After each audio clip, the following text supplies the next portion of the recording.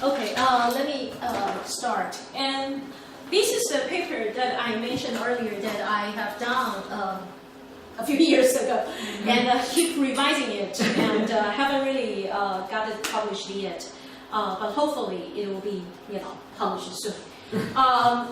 It's also related to what I would call politics of difference, because the earlier paper that I talked about, the gender quotas, and this paper about preferential policies, they all somehow, belong to the field.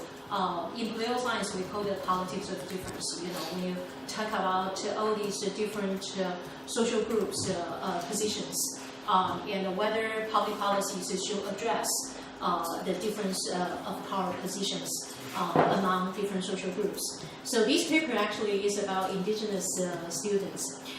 In this paper, I'm going to talk about the preferential policies for Indigenous students in Taiwan, and I would show that the preferential policies at the very beginning was actually part of the nation-building efforts of the Republic of China.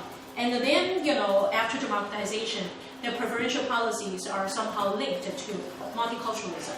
However, under the first DPP government between 2000 and 2008, these preferential policies somehow were linked to the identity issues, and the DPP government was also trying to do language revitalization of indigenous language. So somehow it created the situation that they want to use one policy. They want to use the preferential policy to achieve two goals at the same time. One was about revitalizing indigenous languages, and the other was about building Taiwan as multicultural societies, which I think, in terms of the current policy design, was not a very successful policy, and I would explain in this paper. So the basic conclusion and the basic argument of this paper is that if you talk about revitalizing minority language, it seems that it disproportionately imposes the cultural responsibilities on the shoulders of the minority students, which I don't think is the right way of doing it. So I was talking, I would talk about the cultural responsibility of the majority students. So that was the basic outline. These are how Taiwanese indigenous nations look like, but this is an old picture, because in this map you see like 14 different indigenous nations, but actually currently the officially recognized indigenous nations have come to 16. And I have predicted that the number will keep growing. Mm-hmm. Why is that? It's because of the way indigenous political representations are designed. So it's all related to the institutions. Taiwan has a Council of Indigenous Affairs. And under the Council of Indigenous Affairs, the indigenous political representation, you will have council members of Indigenous Affairs.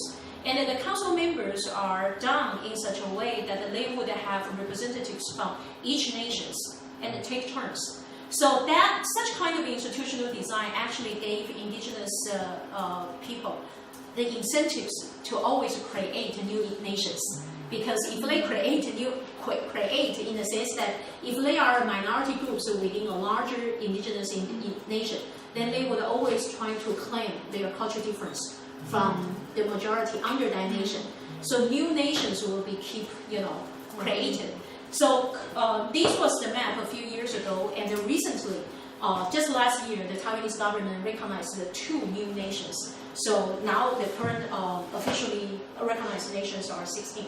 So this is the basic outline of the Taiwan's indigenous peoples. We have approximately like 500,000 indigenous population out of like 23 to 24 million populations nationwide. And currently there are, as I just mentioned, there are 16 officially recognized nations. The largest nation and the size of each nation actually is very different. The largest nation is about like 200,000 people, which is the Amis. In Chinese we call it the Ameizu. And then, the smallest nation, like Caozhou or Zhouzhou, it's only like several hundred people. And among these 16 officially recognized nations, there are at least 43 different indigenous languages. And all these indigenous nations, anthropologically speaking, they belong to the Austronesian race. So that's the basic outline of Taiwan's indigenous population. And the preferential policies, in the earlier days, the preferential policies in the late 1940s, the Republic of China policies were trying to incorporate all these minorities. At that time, the Republic of China was still in China. So they were trying to incorporate all these minorities into these nation-building efforts. So they created all these preferential policies for minority students. For example, to cultivate them into the teacher, becoming the teachers, so they can, go back to their regions to teach students about the so-called national language, which is Mandarin, and all this and that. Then, when Republic of China government came to Taiwan in 1951, then, these kind of ideas about students of frontier regions, 边疆学生, that policy was applied to indigenous students in Taiwan. So indigenous students, they are indigenous in Taiwan, but then, they were, regarded as 边疆学生. They are regarded as the students of the frontiers. So for those preferential policies, it came in a variety of different policy design or policy instruments, which include like quotas to get into high schools and colleges. Direct admission. Direct admission means that they didn't have to pass exams. They could just be directly admitted into the schools. Or they would have lowered admission scores, or they would enjoy bonus points in the entrance exams. So it came with a combination of different policies. Then, so before 2007, high school students, if you are indigenous students, you would have 20 to 35 bonus points. You know that Taiwan's education system is quite rigid and extremely competitive. So 20 to 35 bonus points was a lot, because sometimes the half points could decide the difference of schools. So imagine that, half point to 1 point could actually, sort of like move you from one school to another school. So 20 to 35 points was actually a lot. And for college students, they had lowered admission scores, like 10% to 25% lowered admission scores. That was how the preferential policies were before 2007. The new policies went in effect in 2007, and it started with the draft of the Indigenous Education Act in 1996. At that time, the government was still under the rule of the KMT government, even though at that time Taiwan was already democratized. But then, in the year of 2000, the DPP won the election, and under the DPP's government, the first chairperson of the Council of Indigenous Affairs, who is also an indigenous activist, Yohani. Yohani made a very important remark in the year of 2000. He basically said that the indigenous parents tend to, you have a very utilitarian view regarding their children's language education. Since they have such a utilitarian view regarding their children's language education, so the government now would also adopt a very utilitarian, way to sort of like treat indigenous students' language education. What he meant actually was that a lot of the indigenous parents no longer try to push their kids to learn indigenous languages, because why bother? The entrance exam would not test you on indigenous language, and they would rather have their kids, especially if they are from middle-class indigenous parents, they would rather their kids to learn English or to learn other foreign languages besides Mandarin. So the indigenous languages are like, disappearing very soon. So what Yohani did later with the Council of Indigenous Affairs under the Democratic Progressive Government was that they tried to have sort of like promote language proficiency and the cultural literacy through the preferential policies. So from then on, the policy design was that after the year of 2007, you need to, if you are indigenous students and if you want to enjoy all these benefits the government gave you, then you want to receive all these preferential treatment, then you have to demonstrate your language proficiency in terms of indigenous languages.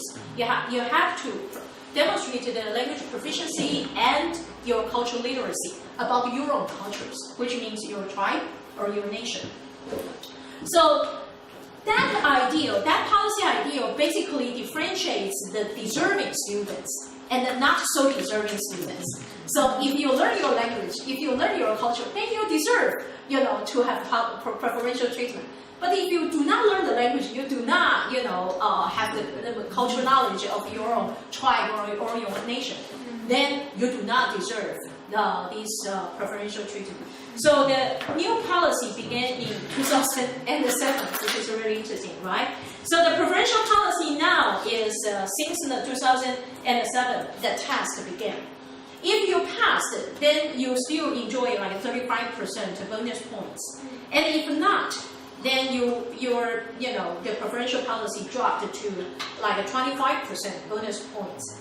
And then from then on, they gradually reduced the preferential treatment for those students who didn't have language proficiency or cultural literacy. So since 2010, the 35% bonus points for those who passed the test, and 5% bonus points reduction each year for those who do not pass the test until it was reduced to 10%. So the policy currently looks like this. Okay, for 2010, then if you do not pass it, you only have like 20% bonus points. In 2011, it was reduced to 15. In 2012, it was reduced to 10. And then it stopped at 10. So now for any indigenous students, if you pass the language proficiency and cultural literacy test, you still have 35% bonus points. But then if you are just an indigenous student, if you only have that identity and you do not have this language skill or cultural literacy, then you will have 10% of the bonus points. So that's how it is. If that's the case, then if we look at all these preferential treatment arguments that has existed in the literature, then United States affirmative action experience came as a reference point. Because since the 1960s, after all these student movements, civil rights movements, United States, a lot of the universities created all these affirmative action programs, and that aroused a lot of controversies. And there were all kinds of court cases, lawsuits sort of followed. And eventually, a few years ago, the U.S. Supreme Court made the ruling that still uphold the affirmative action programs. It didn't sort of like say affirmative action programs are unconstitutional. However, if you read that United States Supreme Court rulings, then you found that there was a pretty interesting argument change. In the old days, from the 1960s, when affirmative action programs were created out of the civil rights movement, the major argument about having affirmative action programs was about historical compensation. Historically, the African American students, the African Americans who were treated so badly, were so discriminated against. So, to have affirmative action programs for them, or other minority students like American Indians, this was about historical compensation. But then the recent U.S. ruling actually didn't use that argument anymore. They used the argument about diversity benefit. Why do we want to have affirmative action programs for minority students? Because in an education or the learning environment, that will benefit majority students. Majority students' learning and education experience would benefit if they have also minority, classmates. So that will enlarge their horizon. That will, increase their sort of like knowledge. So you see this very interesting move like change of the argument and the discourse.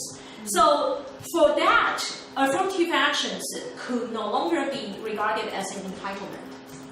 The only reason that you got the major reason that it supports diversity was because that could be beneficial to others. It was not about your rights. It was not about your entitlement.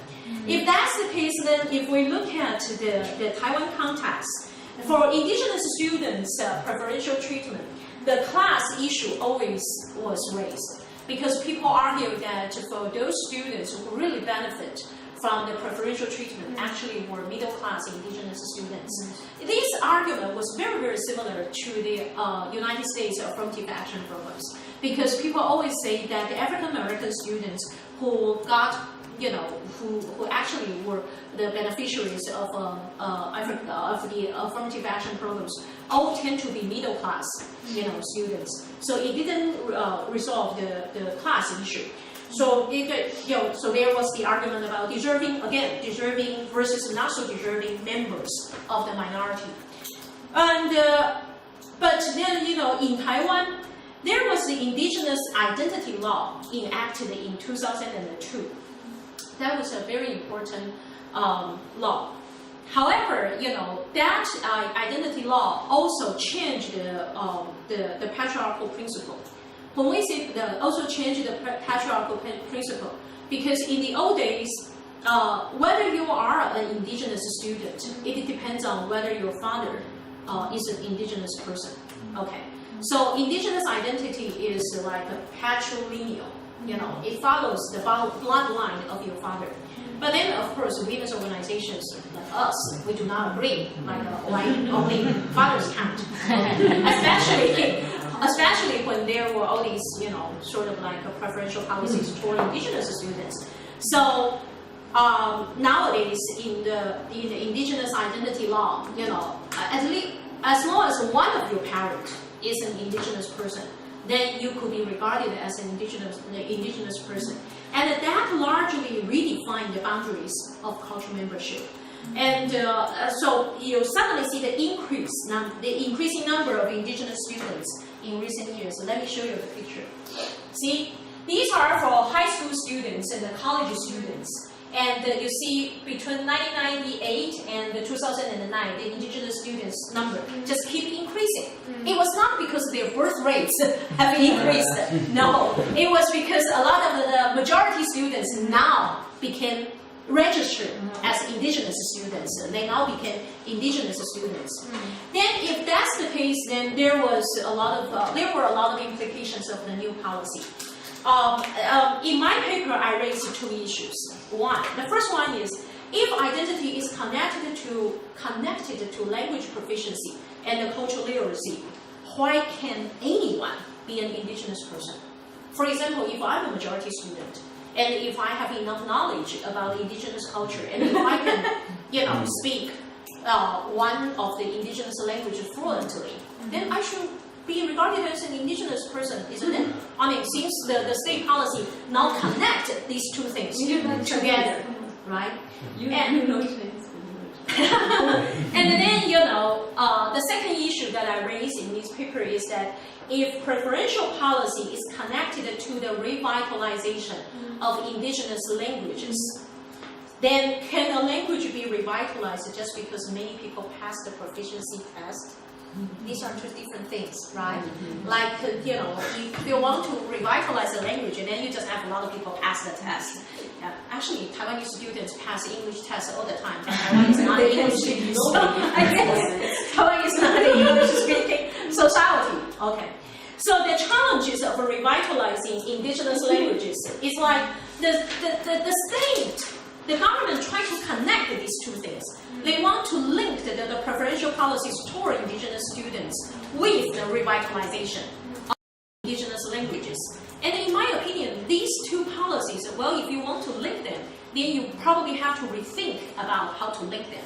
Otherwise, the current design, I was very suspicious. I was actually quite critical of the current design.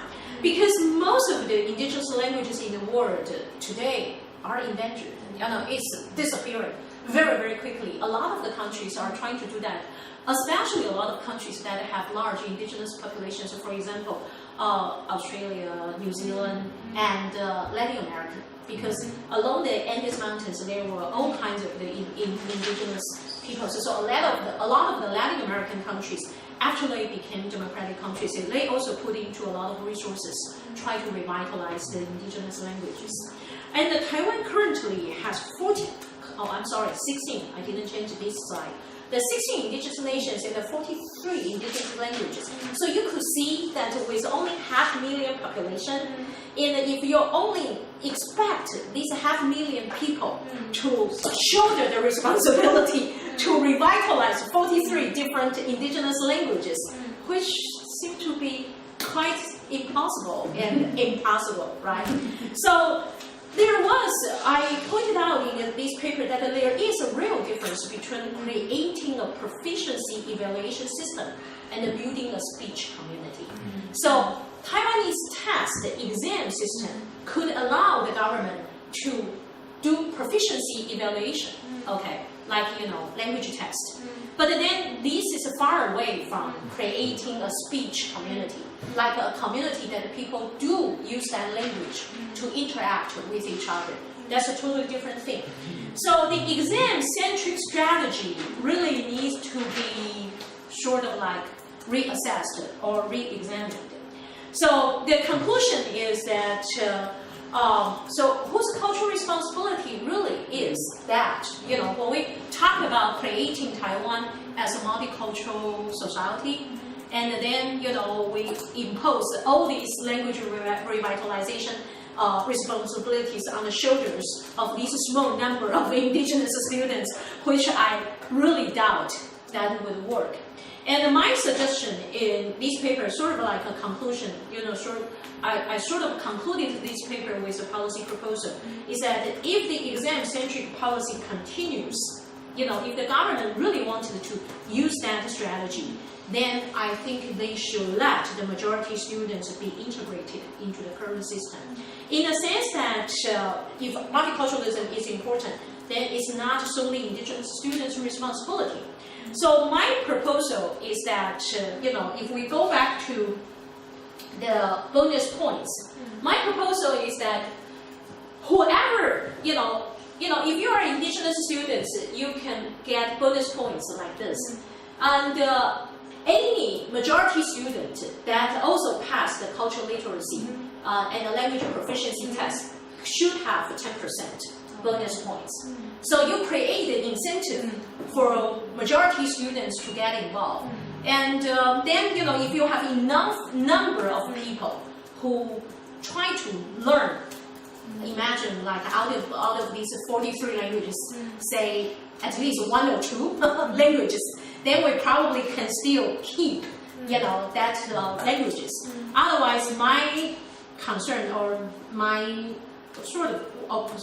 my worry is that I think eventually all these languages are going to disappear because the number of people speaking them is so small, and I don't think the test or the exam-centric strategy really works.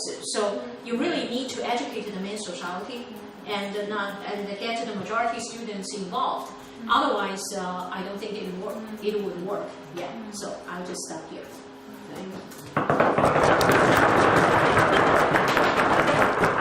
Just as an anecdote, when I was in Taiwan in 1987, that was my first time in Taiwan for 6 months, and I earned a lot of money because I was teaching English. And I was teaching English actually to very, very small children in kindergarten. And I was doing it the way that I had been taught English. So it was very conversational, and after 2 or 3 weeks, they could already say, my name is such and such, what is your name, what is your age? And so, they were 3-year-olds, and it was pretty good, I thought. But, this was 3 weeks into the story, and then I had the first parents actually come to me and complain because I knew a caution. Oh my goodness. And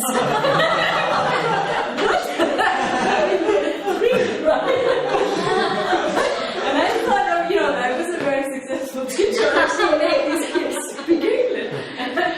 But, the parents would, right? It doesn't use parents need test score to know know how their kids are Right. doing. So there's so much for being able to be proficient in a language and passing an exam. I think that's a really important point. But that would be very hard. I think within Taiwan society, I don't know if it has changed since '87, obviously. Yes. So maybe that has changed too. But I doubt it. Anyway. Yeah, just want to comment on that too. Like I learned in school, I learned Latin, but of course I cannot speak it. So that's But that's a difference. Of course, it's a dead language.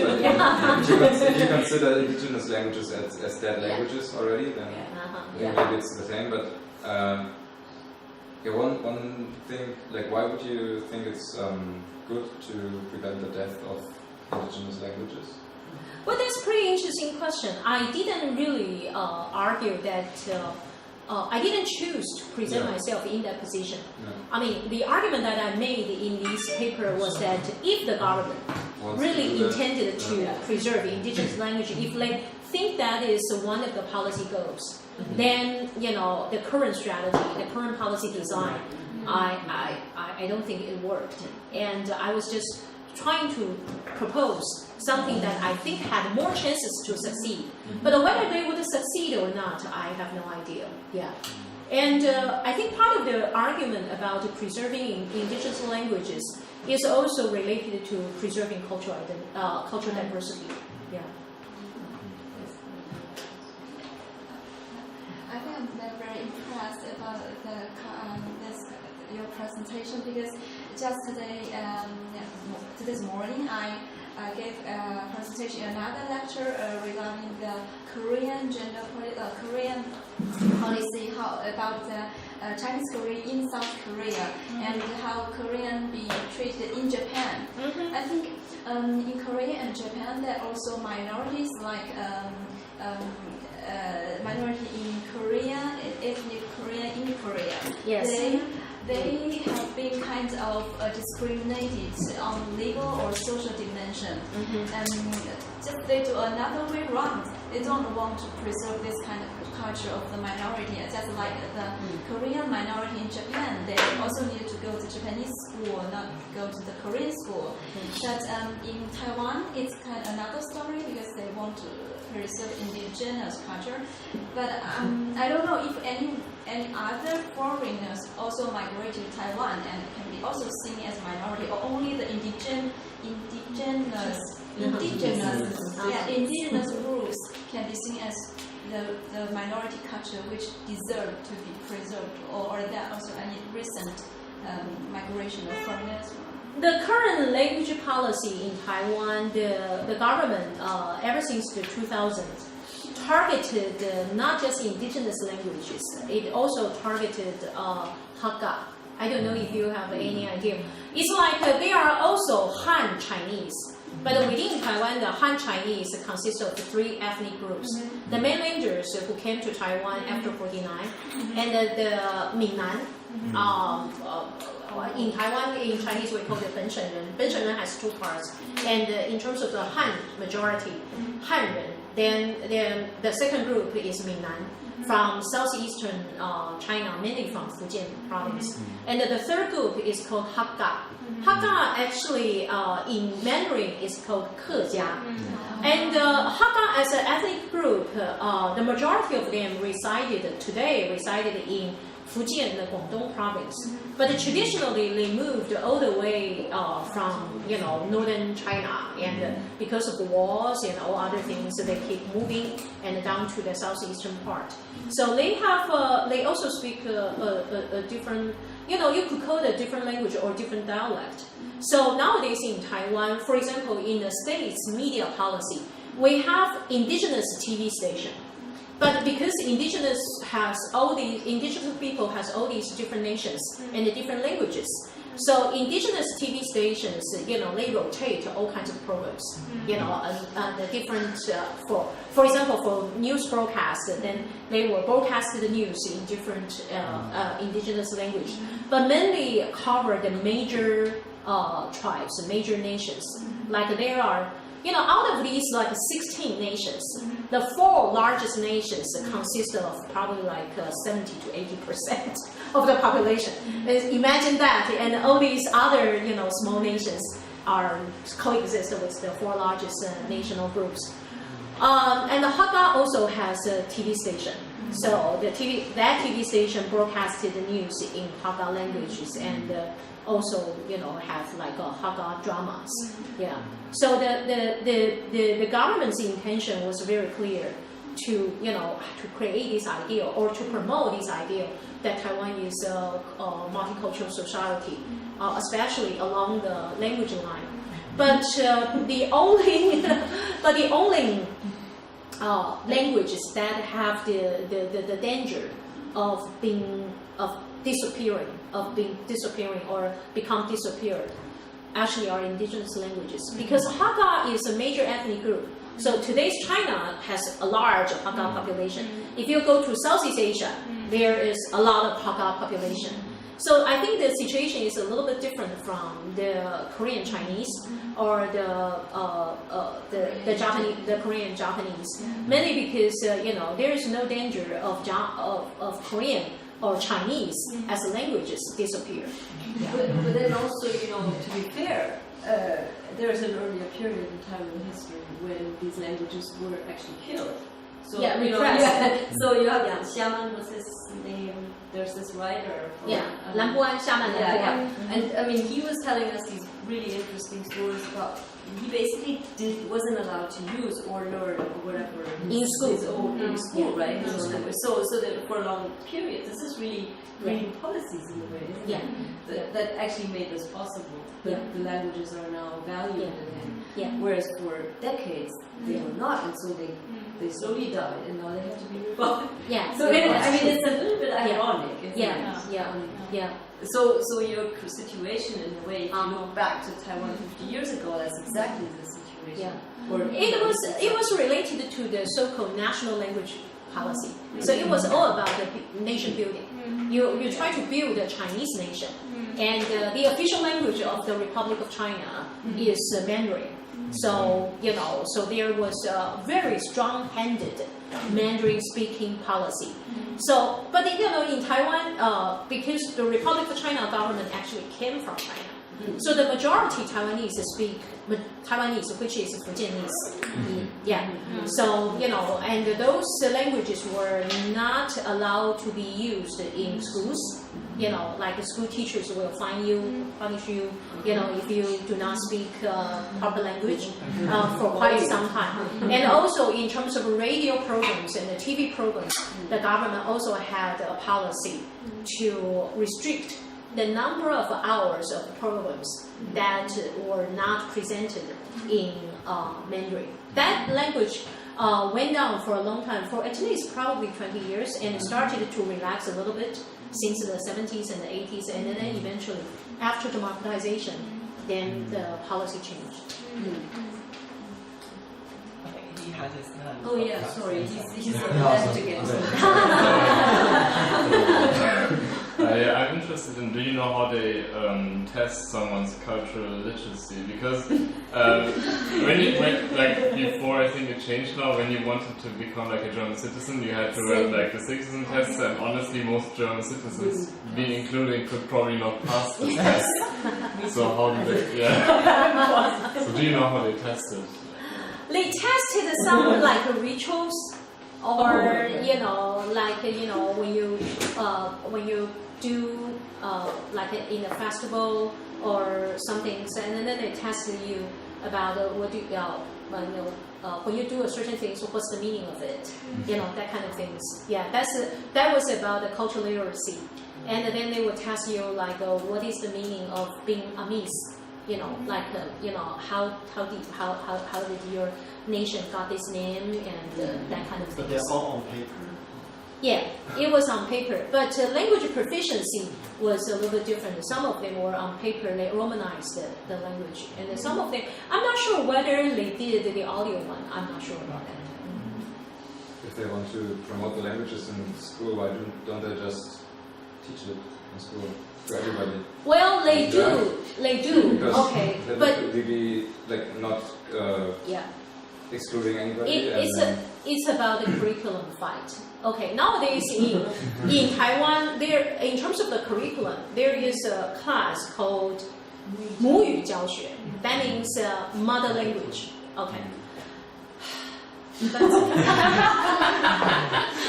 But 母语教学 is such a flop in the sense that, for example, if you come from a Mandarin-speaking family, and if you go to learn like a Hakka or Taiwanese as your 母语, and then you could never really be proficient in that language because it's only like 1 hour each week. You know, you don't really get to learn. But for those students who already know how to speak those 母语, they got bored. Okay. For years, I think the policy was so wrong in such a way that they just believe so much in school education and the exams. You know, in my opinion, if they really want to teach kids the different languages, they should just broadcast cartoons in those languages. You know, that was the best way for kids to learn languages. Or, you know, they should, you know, for young people, they should just make those, you know, popular romantic dramas speaking those languages. Then, you know, people will just pick up the languages. For example, I have students who do not do research about Korea, but who are now quite fluent in Korean. Why is that? Because they follow K-pop, they watch Korean romantic dramas all the time. So they just, you know, that arouse their passion to learn Koreans. And then they go to Korea for, you know, exchange. They grab the opportunity to go to Korea to become exchange student. But they have no intention to do like a Korean research or no. It's just fun for them. It was very much like Taiwanese students in the 70s and 80s actually, you know, read all these comics like a manga from Japan, then everybody sort of like learned Japanese. Yeah, it was not because, you know, Taiwan was a colony of Japan. It was because, you know, those Japanese animation were really, you know, speaking to the young generation. So I just think, you know, the Taiwanese government was using the wrong tools. Yeah. Yes, sorry, I would actually like to seek clarification about, you know, the government's definitions of nation and language community, because you know, when you actually said there are only 16 nations and 43 different kinds of languages, I actually got quite a surprise because, you know, I originally had thought that the nations would be divided along linguistic lines, and I actually have a second question. Like you said that in order to define a community as a different, like as a disparate nation, they have to like show certain distinct traits and prove them to like the Indigenous Council. So what constitutes sufficient differences for them to be like separated out? That was such an interesting question. I have no idea. That I need to go back to those experts because the Council of Indigenous Affairs had a review committee to review the petitions from, you know, people who claim that they are a different nation from their existing nation. So, for example, the most recent, one of the most recently recognized nation is called Kanakanafu, which was part of the Zhou.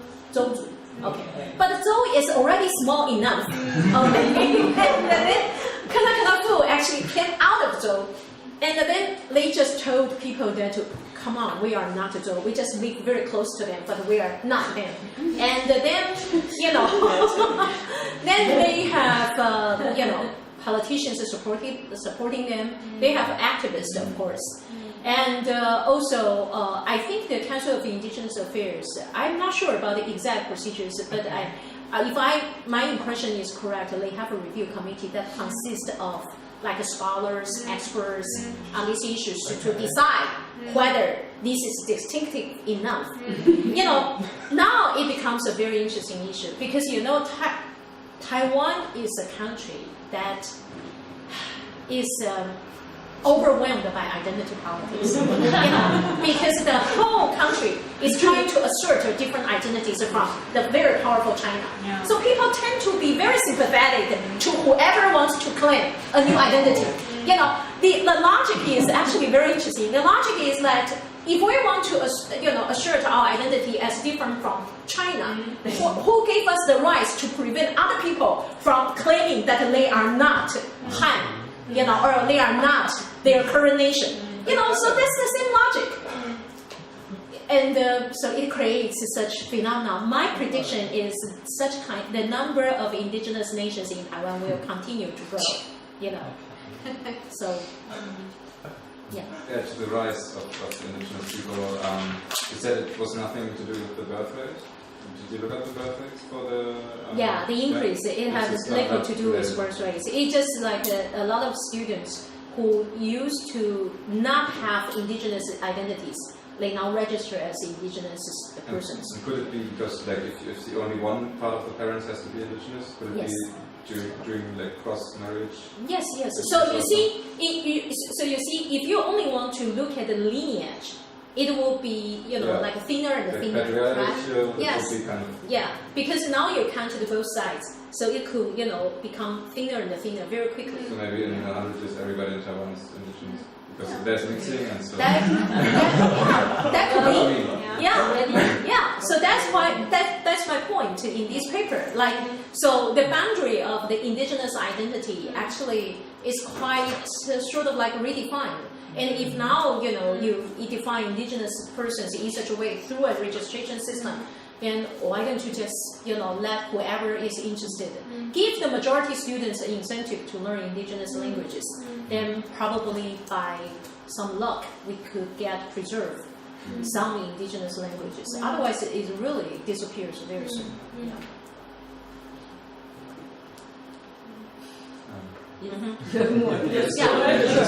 What be interesting in your personal view on the if it should be or should not be preserved at all?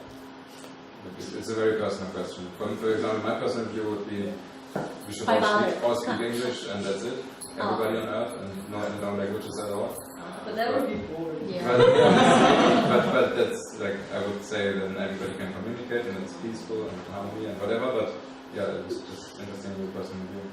I would like to see the governments making some efforts to preserve the languages, mainly because of I'm the kind of person who supports diversity, especially diversity among like minorities, because I think those are really precious and it preserves things that we do not fully understand, but I think we somehow have a certain responsibilities to keep those things. So it's sort of like you preserve the opportunities for other peoples to eventually open up the possibilities about what's sort of like buried or embedded in this language, even if you yourselves do not understand. However, if you just let it die, then the latecomers, the people who behind us, who follow us, will never get the chance because the language is already dead. And in terms of the current, I also feel that in terms of the current technology, I think if the government designed the policy in a more efficient way, then we could probably come up with a more efficient sort of like policy design to preserve the languages. Because whenever you think about preserving a minority language, people always argue that it doesn't worth the efforts because it takes away a lot of the resources, and you could probably put the resources in a better use. However, I think with the current aid of technology, nowadays it becomes much easier for someone to learn a language, with a lower cost because of all these technology. So I just feel that the government should change its mindset a little bit to give up the idea about exam-centric thing. Yeah, I feel that if they just keep broadcasting very interesting cartoons, very interesting romantic dramas in the indigenous languages or in some minority languages, young people or children will just pick it up, and they probably will develop interest to know more. Yeah. There's no other question. In Taiwan, let me put one more thing. Let me add one more thing before another question is raised. Talking about language hierarchy, even though with all this 本土化, like indigenization of Taiwan, like speaking your mother's tongue, all these things that took place after democratization. In Taiwan, the language hierarchy still exists very clearly. Okay, it exists in such a way that if you look at the drama, those high production, high cost drama are always broadcasted in Mandarin. For example, not even for Taiwanese drama, not even just for Taiwanese produced drama. When they have, the best example I always say is a Korean drama. They dubbed the language into Mandarin. And also all these people, all these romantic Korean drama that have high production costs. You have like very handsome men, very beautiful women. They all studied overseas. They are all rich, multi-million people. For that kind of dramas, these people always speak Mandarin. You sometimes wonder, like, why can't, if you want to adopt the language, why can't they speak Taiwanese? Taiwanese is still the majority language. Let them speak Taiwanese, But then, there is this subtle, language hierarchy, like as if you are speaking Mandarin, you are still these modern sector people, you are still more educated, more urban, more metropolitan. And if you speak Taiwanese, then you are parochial, you are local. So that still exists. So my argument is always that if the government is really interested in promoting multilingual, multicultural, societies, you have to have the mainstream programs, spoken, speaking other languages, other than Mandarin. But then, I'm not regarded as an expert in this policy field, so. I'm curious about what do you think of the bonus point system? Should it also include the children that their parents, perhaps they are from the other, like foreign, like new immigrants? Yeah, new immigrants. And I'm not sure whether the policy already include them or it's not yet. They're still excluded. Okay. No. That's actually a very interesting question, like whether we should include new immigrants into. I'm not sure about that. Yeah, I'm not sure about that in the sense that a lot of the immigrants, they have their children either fluent in Mandarin because they learn it in schools, or they can speak fluent Taiwanese, depending on their parents' language. So their advantage is not about language itself. Their disadvantage has something to do with class or the sectors. Yeah. But in terms of the class, Taiwan has a whole different set of policies, or not exactly about class. It's about regional balance. So that's called the Fanxinjihua. Taiwan has had that policies, sort of like the egalitarian strategies to recruit students from rural sectors, from non-metropolitan high schools. Yeah, so I think that could be included in that.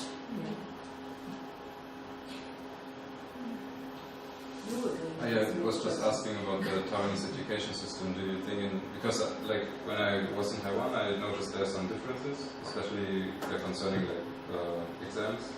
They're much more important, and I think the key motivation, at least in my opinion, it was the kind of fear of failing to Taiwanese students. A lot of Taiwanese students, when they study for the exams for the university, which decides their whole life, kind of, like this won't be exam, they decide if they get to a good university, and if they get to a good university, then they get rich and famous, and if not, then not.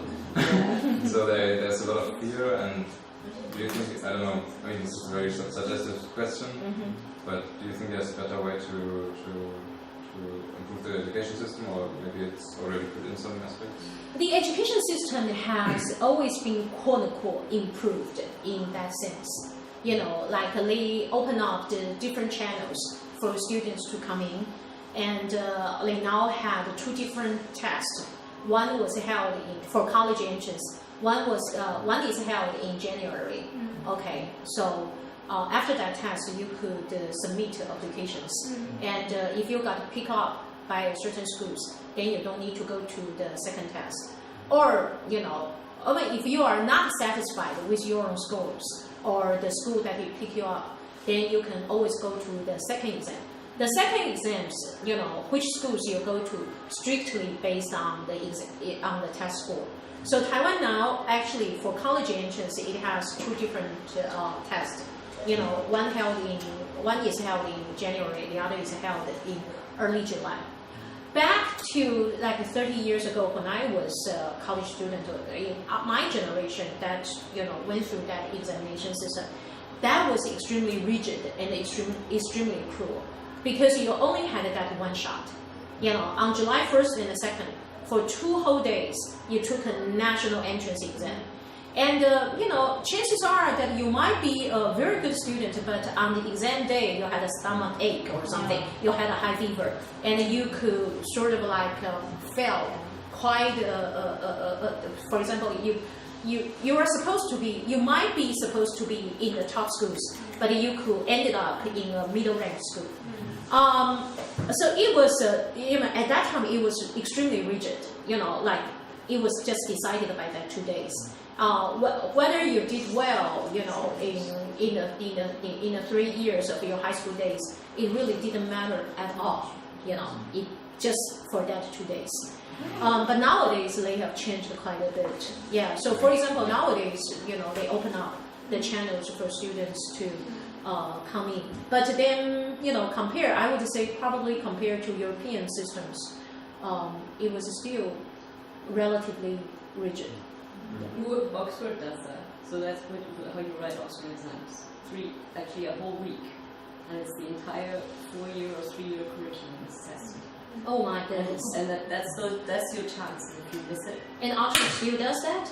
Oxford still does that. Oh, okay. That's a good thing to know. For Europe, anyway. Oh, okay, follow up? Yeah. Used to? Or you let him do the follow up? Okay.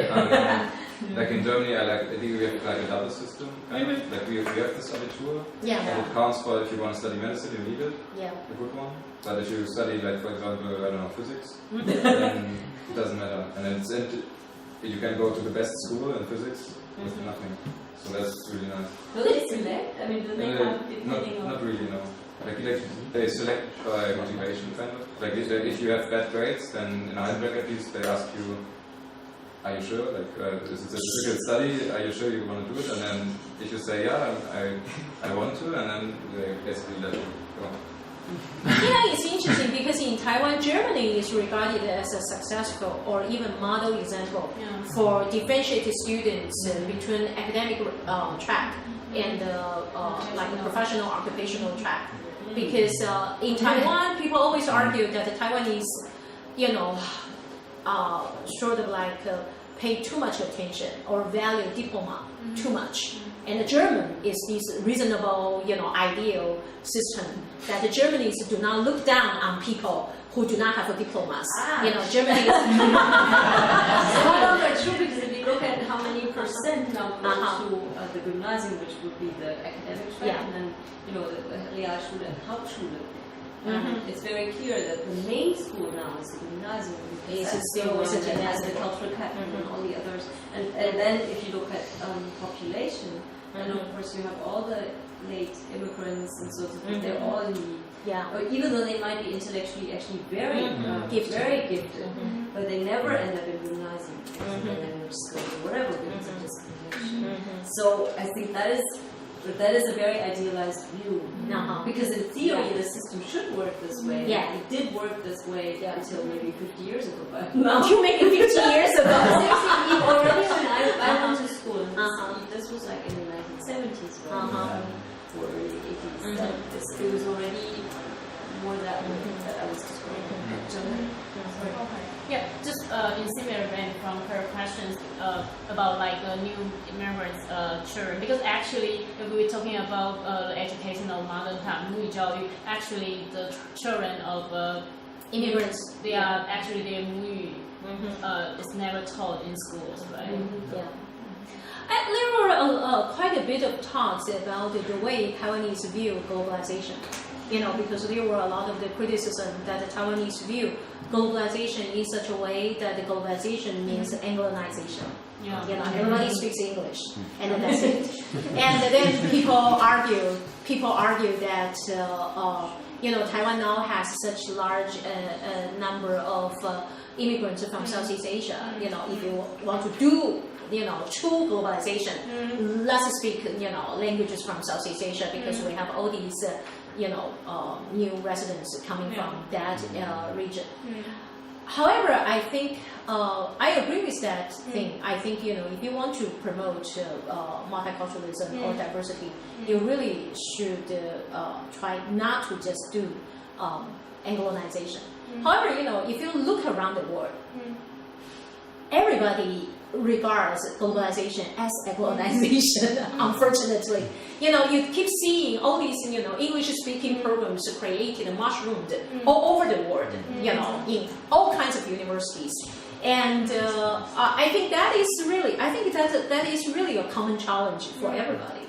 Yeah, yeah. But really, I think it's, sorry, I just want to follow up, it's really interesting to think about this pushing of these indigenous languages now, because in a way, and also about these funny cultural skill tests that they have, because in a way, I think they're reinventing tradition. Yes. So it's not as if there is actually, in many of these traditions, there is no Such a thing. Yeah. Yes. And so my question was very practical. Who are the examiners? Who are the ones writing out those questions that are being asked? And who is actually qualified to test anybody? Sorry for interrupting. They are basically scholars, and a lot of them have indigenous. A lot of them are indigenous scholars, and some of them are not indigenous scholars, but they are scholars who do indigenous studies. So they really rely on scholars. But then there was all these controversies and criticisms because the government, when they implemented that plan, that very ambitious plan. Imagine that you have textbooks or tests created within a few years to cover 43 different languages. Even though these 43 different languages, some of them are very close to each other, because you have 16 nations. So the language for the same nation, they might speak different languages because they belong to different tribes. Yeah. So for the indigenous people, their most important political units are not nations, are actually tribes. Yeah. I mean, in Taiwan, a lot of people know that. So their most important political units are actually tribes. And that political units are not necessarily coincided with electoral districts. Yeah. So that creates, for example, you know, for these preferential policies, I was like, okay, I just, you know, sort of like wrote it in such a way that I propose a policy proposal, whether, you know, anybody take an interest or listen to that, that's another issue. However, for indigenous persons' political representation, that's a huge challenge, you know, because in Taiwan currently, among indigenous elites, they had a difference of opinions. So, you know, I did a little bit of research on that, mainly because in Taiwan, the indigenous people actually had parallel districts. So we do have quotas for indigenous representatives. So for women, you have gender quotas. But for indigenous, we have like a separate electoral districts. So they have their own electoral districts. But that design, you know, would guarantee a number of indigenous representatives in parliament and in local councils. However, that design also creates a lot of controversies, mainly because you know, they divide the indigenous populations into two kinds of indigenous. One is called the mountain indigenous, which we call it 山地原住民. And then there are the plain indigenous, that means 平地原住民. However, when they campaign for, especially for parliamentary members, the whole nation, you know, elect like 6 indigenous representatives and the whole country. So, you know, for those people who run in the indigenous districts, they have to do all over the country to compete for those seats. It was extremely, you know, crazy. So that's why for indigenous representatives, the incumbent rates are very, very high. You know, the incumbents have huge advantage in terms of elections. Yeah. But for the design of the indigenous people's political representation, that's I would say that is an even bigger challenge. Another question, or generally you want to continue? Yeah. My question is a follow-up questions because I mean, so what's the main goal or logic of the government now? What they want to do is language preservation or revitalization or mountain culturalism of a language. But because it's later, then actually it should include the language of new immigrants. But if it's the former goal, I mean, to revitalize the language of our indigenous people. So Yeah, I don't know. Yeah, now since we have a new government, Okay. we should probably wait and see how do they look at this issue. Yeah. Okay. But my intuition is that unless there are activist groups or political parties that have an agenda on this issue, the current Council of Indigenous Affairs will just do whatever previous people have been doing. Okay. That's just how policy is. Policy always have inertias. It's like if nobody raises any issues or questions, so why bother to change anything? Yeah. Okay. I got a question about the indigenous languages. Do all these 43 indigenous languages have a writing system, or are they just spoken? Traditionally, they were just spoken languages, but because they have to do tests, so they Romanize that almost overnight. Yeah. Imagine that. Yeah, just within very short period of time, within several years, the government provided the textbooks because you have to conduct exams. Then you really need. So they just Romanize it almost overnight. Yeah. That's in a way you could say it's almost crazy. So Continue with my questions. Yeah, sure. Yeah. Then in Japanese law, so basically they use the Japanese as official language, and before Japanese law, it's Chinese. I think it was in terms of written form in Taiwan. The literary class use the Chinese script. Yeah, yeah. Yeah, but people speak in Hokkien. But the spoken part, because in Chinese history is that the literary class they use the same written scripts and they communicate well in the same written scripts, but they say different languages. Yeah. Yeah, so I have a question because there's so many different languages and you said some nations are so small. So how feasible is it to preserve their language? Because if a nation only has 600 people, I think it's very hard to find teachers for like schools in all of Taiwan. So how feasible would it be? And it will also be hard to do like a TV show because you don't have that many people working. So there are some, I completely agree with you, and I think that's really a very, very huge challenge. But some of the phenomena actually has created unexpected consequences. For example, a lot of the indigenous tribes, because of the economic needs, so parents leave their children to the grandparents to take care of. So the parents just go to the urban sectors to work, and then they leave their children in the tribe, and let their own parents, that means the grandparents, to bring up or to take care of the children. Usually, that reflects the poverty or, at least economic needs of the indigenous families. However, ironically, children like that tend to speak the indigenous languages because they grew up with their grandparents. So on the one hand, that kind of like grandparents as sort of like a surrogate parents phenomena. In Taiwan, we call it 隔代教养. You skip a generation, like to cultivate the kids. And in the Taiwanese sort of like mainstream social views or media reports or government policies, people regard that as a problem. However, that problem unexpectedly created a side benefit that to allow the indigenous languages to have better opportunities to be preserved. Yeah. But for for your original question, like how do you keep a language that the speaking population is same? No more than 600. I have no idea, and I'm pessimistic about that.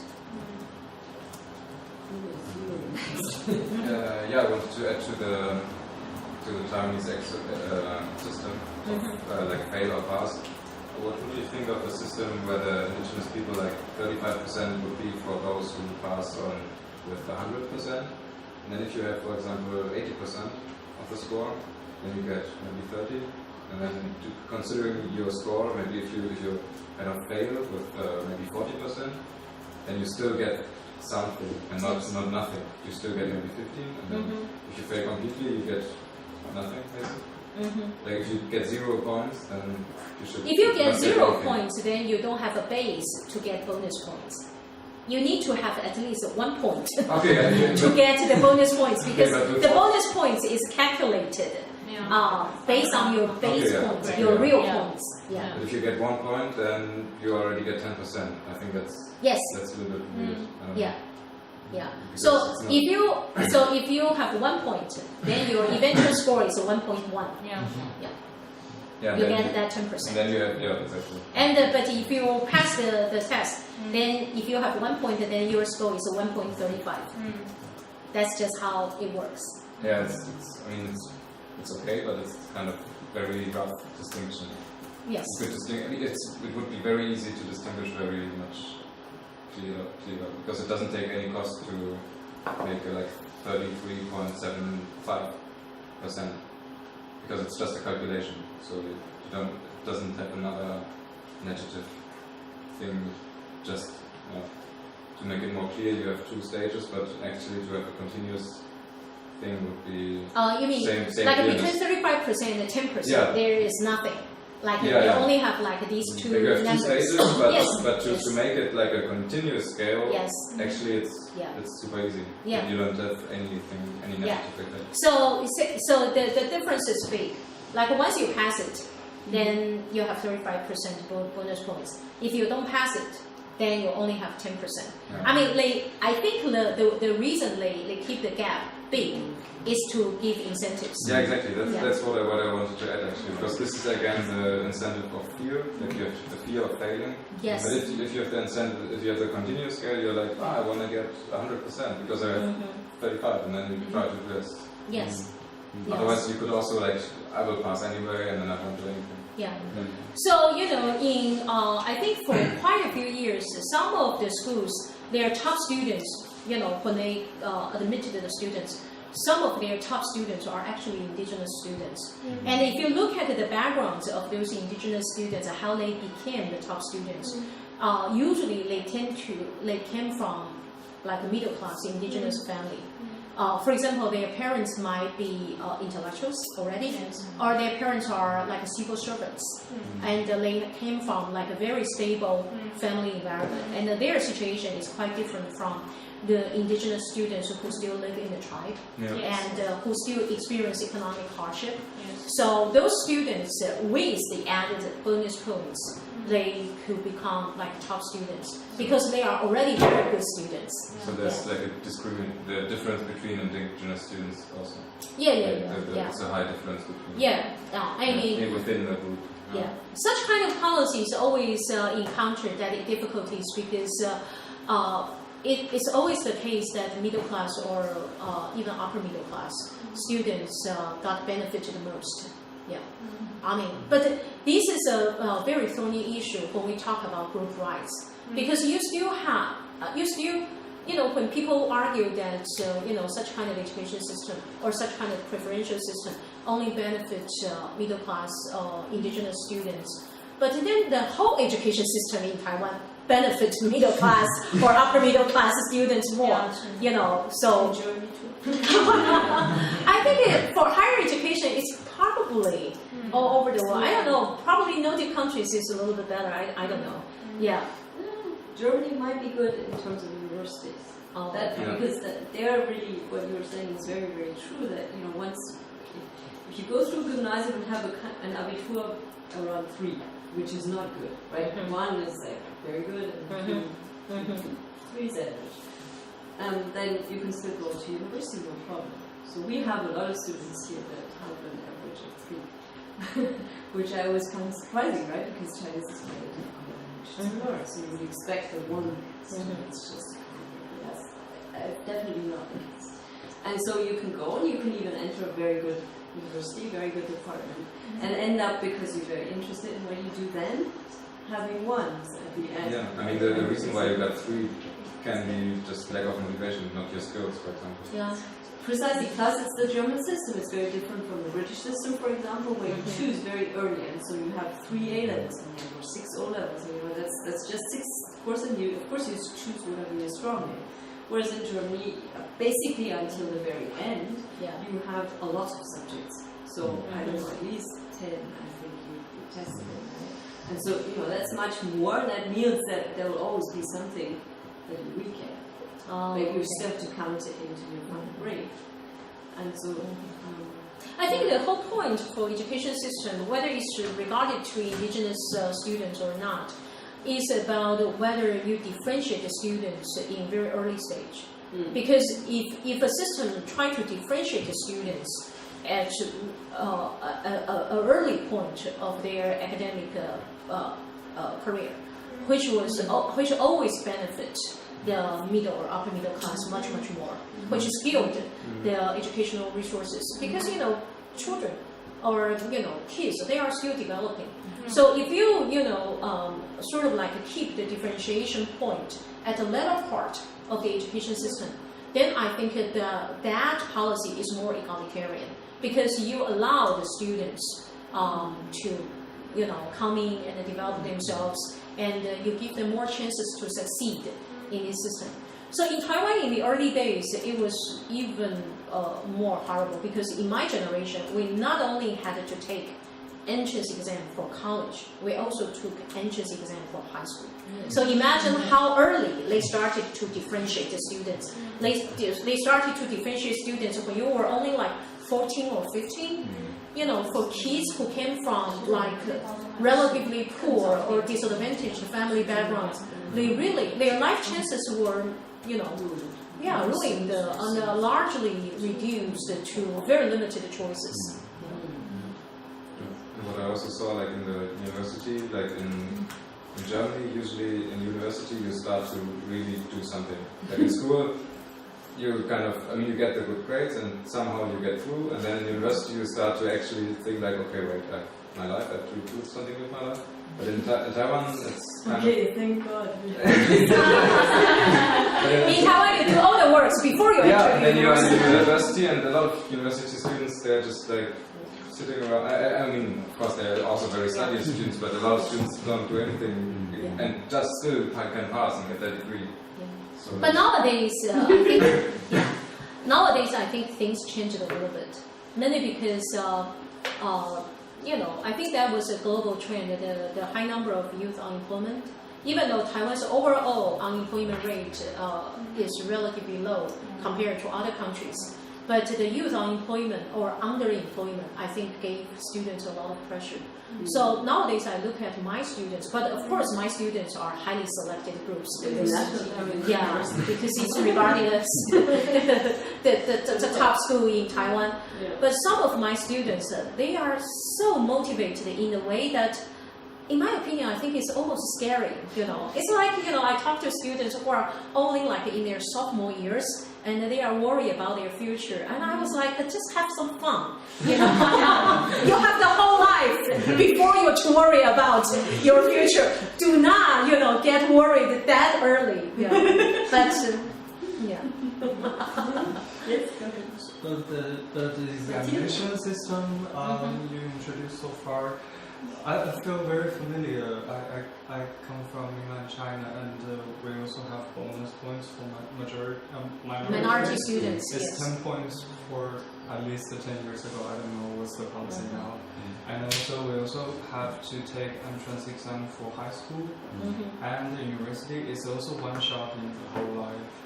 So do you think there might be interrelations between the policies in the two places, and also which factors do you think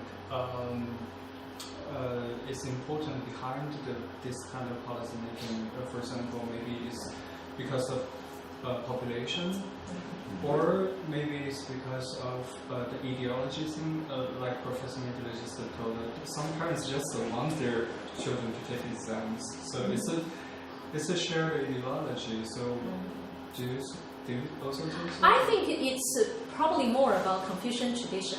You know, you recruit the social elite through very rigid and cruel examination system. It's just like, you know, Barbara just said, like the Keju.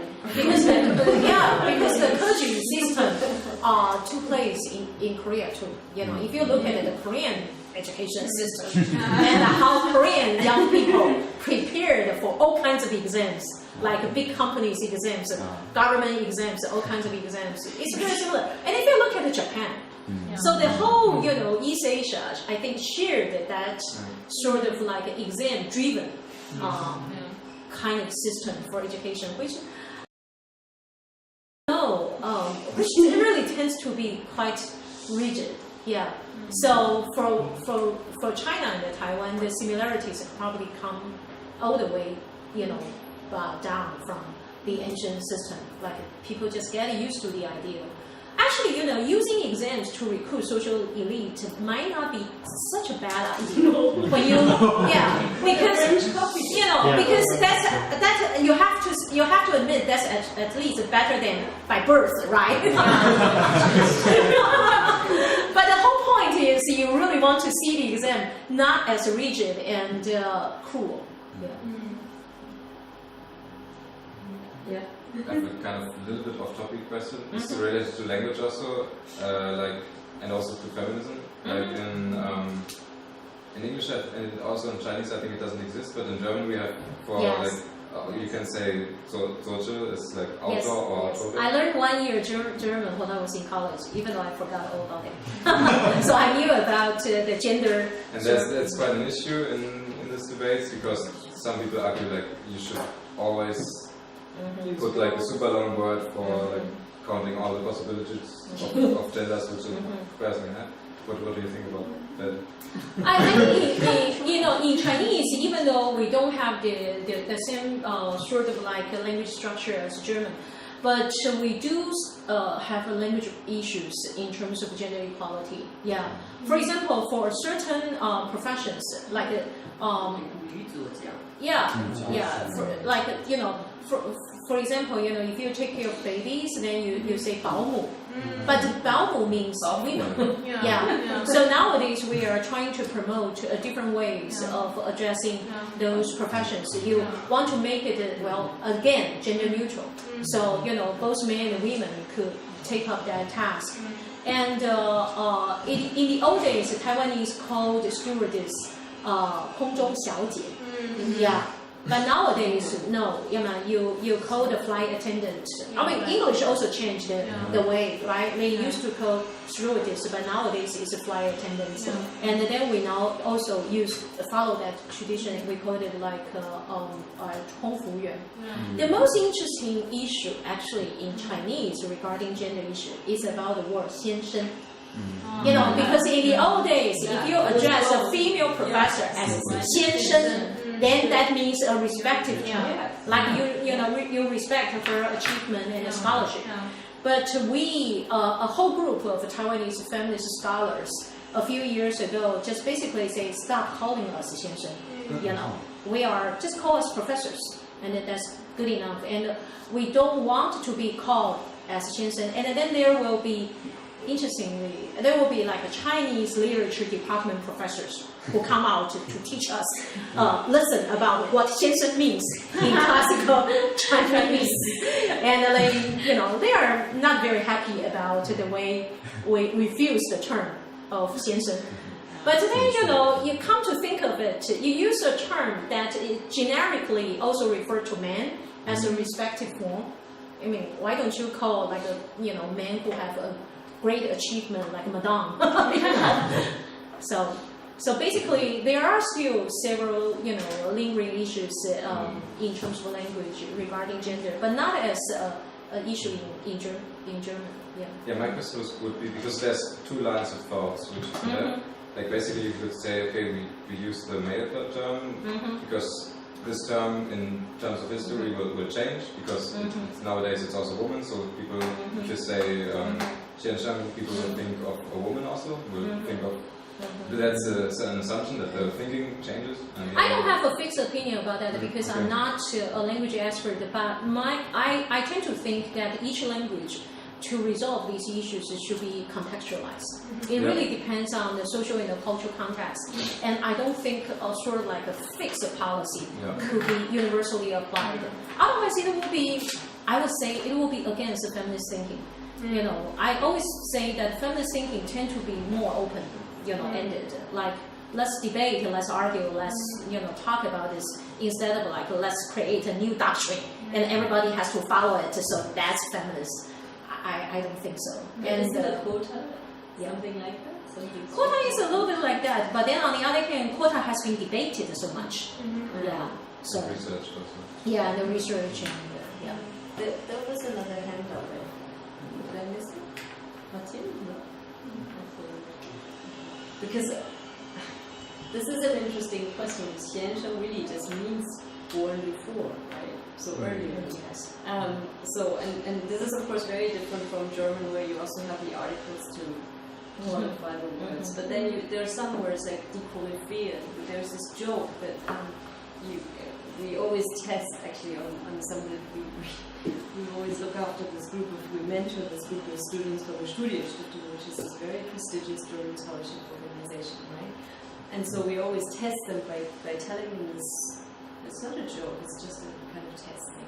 And it's about eine Koryphäe, who's being, this is someone, you know, very specialized doctor, who's flown in because there's a son who has a very bad car accident and is now in hospital. And they say, we can't do this, and so then the Koryphäe flies in, die Koryphäe, so it's a female, right? And the Koryphäe then says, I can't do this, I can't do this because it's my son. And everybody's like, huh? Because the father is actually also injured in the same car accident. So how can this be? It's the mother. Now, all the German students immediately, die Koryphäe is always a man, even though it's die Koryphäe. It's the great expert. And I mean, basically, I mean, all our student generations that we've tested in the last 20 years, they will not get this. They will be. What's the point of this? No, I mean, who could it be? You know, having the father. So, I mean, it's my son. It's very obvious it must be the mother, but no, die Koryphäe cannot be the mother. So it's very interesting because you know, they grow up in an obviously rather liberated. And you didn't see any change during the last 12? No. Okay. No. But there's up until last summer we tried the last time. No answer. I mean, then we tell them, and then they're like, "Oh my god!" So this is really very interesting. How even if the language is this way, yes, the thought and the mind is not necessarily that way. So that's why I'm very skeptical in a way whether we need to change the language at all, or whether we need to change people's interiors of their minds. Yes. Yeah. And whether the language is going to make that. Yes.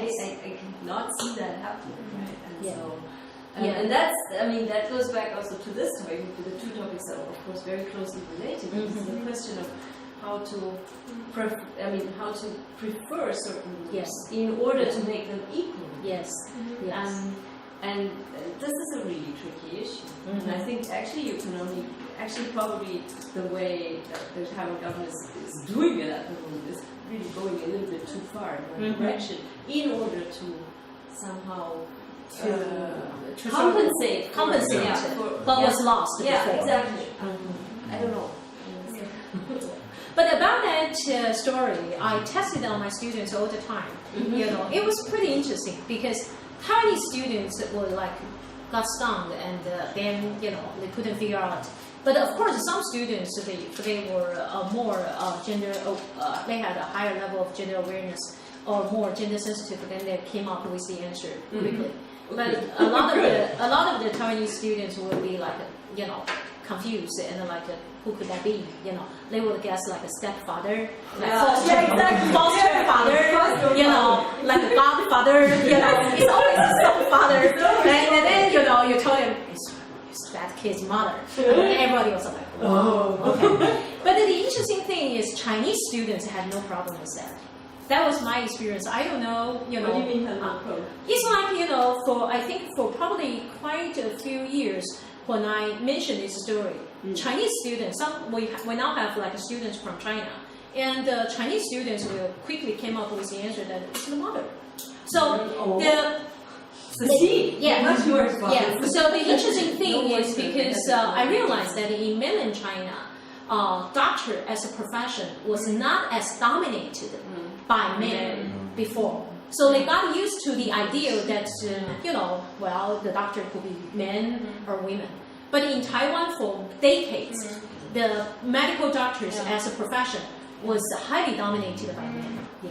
But I also heard that it's because that the social position of doctors in mainland China was not so high. Was not as prestigious. Yeah. So that's why that's some why people, more women became doctors. Some people argue that not as prestigious in the sense that in the old socialist system, they did not command the kind of pay. Like the pay scale was not as different as in a lot of countries. That was the same in Soviet Union too. How in the old true days. is that? I mean, this is an interesting phenomenon. So that jobs here, certainly, and in Taiwan, I think also, once women get into those jobs, these jobs are devalued. Yes, What it happens does still the same. once indigenous groups get into particular jobs? I mean, are there jobs that are But more... their number was too small to tell. But for the gender thing, that phenomenon also exists. Any more questions? Everybody's a little bit tired. Coffee outside. Coffee. Should we break for a little bit? And then come back? Yeah. Okay. Thank you very much.